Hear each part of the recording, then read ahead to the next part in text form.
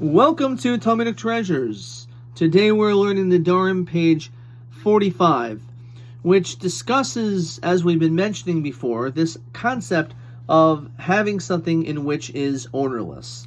When a person makes something ownerless, do we say that, as it sounds, that at that point it is not yours anymore? Or possibly, according to the opinion of Rabbi Yossi, just like a gift, as long as it was not yet given over to the other person, it's still yours. So too when it comes to something which is ownerless, as long as no one else picked it up, it's really yours. Now on this, Rabbi Yossi has an opinion that that doesn't always apply. That may only be when you made it ownerless, it was done only in the presence of a couple of people. And therefore, because it was done only in the presence of a couple of people, so it didn't really give over a great impression. There wasn't a tremendous amount of people around, and therefore what was done was not done with much fanfare.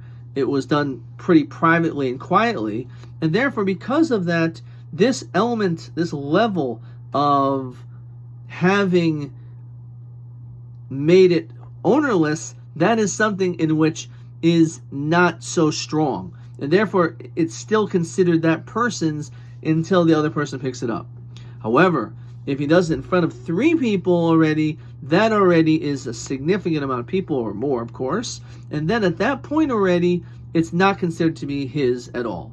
So this is an important concept that we find here as well as in other places, this concept of creating a voice, that when you do something in front of just a couple of people, perhaps it's your hopes that they're not going to end up spreading it around. This is not something which is bad, you just made it ownerless.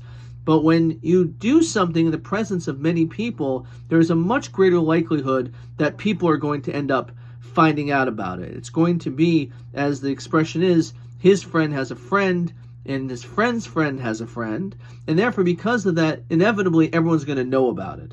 And therefore when it comes to something which is ownerless, since it was done in front of many people, so therefore we say you've completely relinquished your rights from it, and therefore it's not yours, even if no one has yet picked it up. And we know that this is so true, especially in this day and age where we have the internet.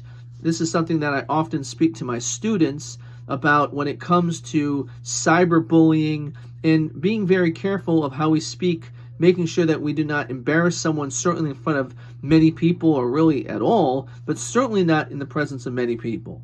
Because when you say something which could be embarrassing, unfortunately, if it's done in front of many people, those people will maybe also talk about it. They shouldn't, but it's inevitable that it's possible that this is going to end up coming out and really causing tremendous damage that is almost irreversible.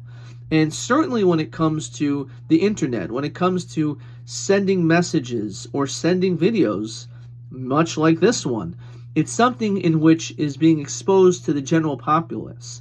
And therefore, once you say something, it is very clear that this is the message you're trying to convey, and it's understood that since it's being said in front of so many people, that message, whatever it is, good or bad, is going to end up being spread around. And therefore, one has to be very careful. Of course, you should, in your heart, be a good person, but certainly you have to have a filter. You can't necessarily say things which could cause harm and pain to another individual.